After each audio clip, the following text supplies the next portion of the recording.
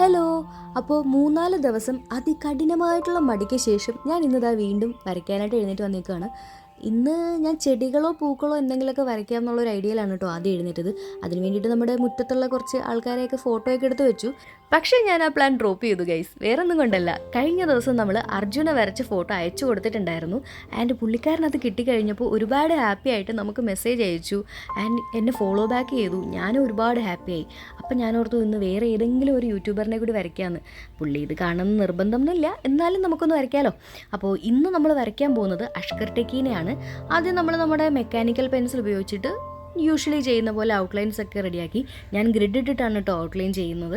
Grid ഇടാതെ outline ചെയ്ത് കഴിഞ്ഞാൽ എനിക്ക് അത്രയും പെർഫെക്ഷൻസ് വരാറില്ല. പിന്നെ നമ്മുടെ ആ ഗ്രിഡ് കാര്യങ്ങളൊക്കെ നമ്മളൊരു നീഡൽ ഇറേസർ ഉപയോഗിച്ചിട്ടാണ് ഇറേസ് ചെയ്ത് കളയുന്നത്.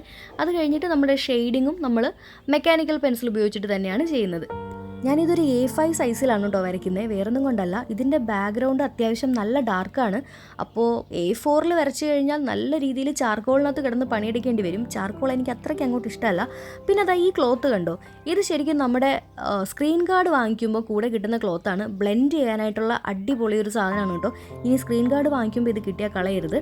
അത് വെച്ചിട്ടാണ് ഞാനിപ്പോൾ ബ്ലെൻഡ് ചെയ്യാറ്. പിന്നെ നമ്മുടെ ഹെയറിന് വേണ്ടിയിട്ട് സ്റ്റെറ്റ്ലറിൻ്റെ മാസ് ലൂമോഗ്രാഫ് ബ്ലാക്കാണ് ഞാനിവിടെ യൂസ് ചെയ്യുന്നത്. ഇത് നമ്മൾ വേറെയും വീഡിയോസിൽ പറഞ്ഞിട്ടുണ്ട്. പക്ഷേ എല്ലാവരും എന്നോട് എപ്പോഴും ചോദിക്കുന്നൊരു ക്വസ്റ്റ്യനാണിത്, ഹെയർ ഏത് പെൻസിൽ വെച്ചിട്ടാണ് ചെയ്യുന്നതെന്നുള്ളത്. പിന്നെ നമ്മൾ ഫേസിലുള്ള കുറച്ച് ഡീറ്റെയിൽസ് ഒക്കെ ആഡ് ചെയ്ത് കൊടുത്തു. ഡീറ്റെയിൽസ് ആഡ് ചെയ്യൽ കുറച്ച് പാടാണ്, വേറൊന്നും കൊണ്ടല്ല, ഇത് ചെറിയ സൈസല്ലേ. ഫേസ് ചെറുതാവും തോറും നമുക്ക് ഡീറ്റെയിൽസ് ആഡ് ചെയ്യാൻ ഭയങ്കര ബുദ്ധിമുട്ടായിരിക്കും. നമ്മൾ കണ്ടിട്ടില്ലേ ഈ ഹൈപ്പർ റിയലിസ്റ്റിക് ആയിട്ടുള്ള വർക്കുകളൊക്കെ അത്യാവശ്യം വലിയൊരു സൈസിലായിരിക്കും ചെയ്യുക. അത് വേറൊന്നും കൊണ്ടല്ല, അതിനകത്ത് നമുക്ക് ഡീറ്റെയിൽസ് ഒക്കെ നല്ല അടിപൊളിയായിട്ട് ആഡ് ചെയ്യാൻ പറ്റും. ചെറിയൊരു സൈസിലേക്ക് വരുമ്പോൾ നമുക്ക് അതിനകത്ത് ഈ നീഡബിൾ ഇറേസറൊക്കെ വെച്ചിട്ട് ചെയ്യൽ ഭയങ്കര ബുദ്ധിമുട്ടാണ്. കാരണം കണ്ണിൻ്റെ അവിടത്തേക്ക് ചെറിയ ഹൈലൈറ്റ്സ് ഒക്കെ ഉണ്ടാവും. പക്ഷെ അതൊന്നും നമുക്ക് തീരെ ചെറിയൊരു സൈസിൽ ചെയ്യാൻ പറ്റില്ല. അപ്പോൾ നമ്മൾ ഫേസും പിന്നെ ആ ഒരു വാച്ചും ഷെയ്ഡ് ചെയ്ത് കഴിഞ്ഞിട്ടുണ്ട്. പിന്നെ ഇനിയുള്ളത് കോസ്റ്റ്യൂമും ബാക്ക്ഗ്രൗണ്ടും ആണ്. ബാക്ക്ഗ്രൗണ്ട് ഞാൻ ഓൾറെഡി പറഞ്ഞല്ലോ, അത്യാവശ്യം നല്ല ഡാർക്കായിട്ടുള്ളൊരു ബാക്ക്ഗ്രൗണ്ടാണ്.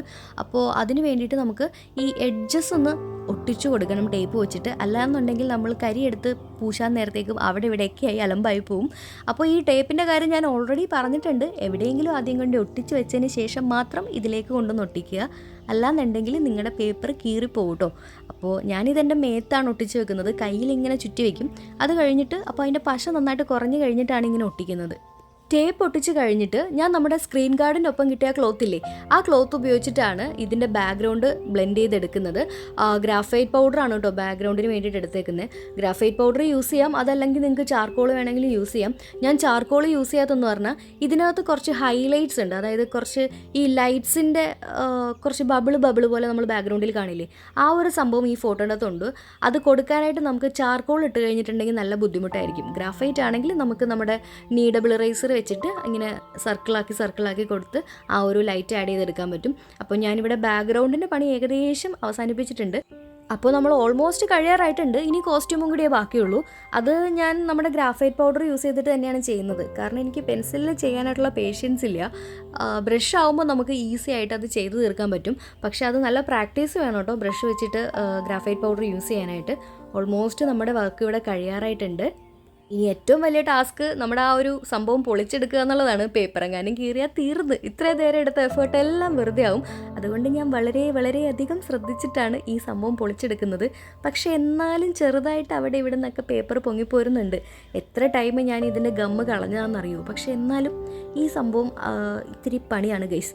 ചില ഫോറിനേഴ്സിൻ്റെയൊക്കെ ആർട്ട് ചാനലിൽ ഞാൻ കണ്ടിട്ടുണ്ട് നല്ല ഫ്ലോറൽസിൻ്റെയൊക്കെ ഡിസൈനുള്ള ഇതുപോലത്തെ ടേപ്പുകൾ അവർ യൂസ് ചെയ്യുന്നത്. പക്ഷെ അത് ഇങ്ങനെ ഇളകി പോരുന്ന പ്രശ്നം ഇതുവരെ ഞാൻ കണ്ടിട്ടില്ല കേട്ടോ. മേ ബി അതായിരിക്കും ആർട്ടിന് വേണ്ടി യൂസ് ചെയ്യുന്നത്. ഇതിൻ്റെ പർപ്പസ് വേറെ എന്തെങ്കിലും ആയിരിക്കാം. പക്ഷേ നമുക്കിവിടെ അന്വേഷിച്ചിട്ട് ആ ഒരു സംഭവം കിട്ടാനായിട്ടുണ്ടായിരുന്നില്ല.